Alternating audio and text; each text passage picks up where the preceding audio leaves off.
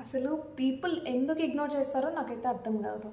మనకి హార్ట్‌లో పెయిన్ వచ్చినా గానీ, స్వెటింగ్ వచ్చినా గానీ, బ్రీత్‌లెస్ అయినా గానీ, హార్ట్ అటాక్ ఏమో అని చెప్పేసి ఎమర్జెన్సీ పైన హాస్పిటల్‌కి వెళ్తాం. So, then why you ignoring these eye emergencies? అసలు ఐ ఎమర్జెన్సీస్ అంటే తెలుసా మీకి? సడన్గా విజన్ లాస్ అవ్వడం, కంటికి దెబ్బ తగలడం కానీ, కంట్లో ఏదైనా కెమికల్స్ కానీ, ఏదైనా ఇన్సెక్ట్స్ కానీ పడడం కానీ, అండ్ అలాగే కంటి ముందు ఫ్లోటర్స్ అండ్ ఫ్లాషెస్ కనిపించడం కానీ, కొన్నిసార్లు ఏమవుతుందంటే సడన్గా పెయిన్లెస్ విజన్ లాస్ అవుతుంది. అండ్ కొన్నిసార్లు పెయిన్ ఉండి విజన్ లాస్ అవుతుంది.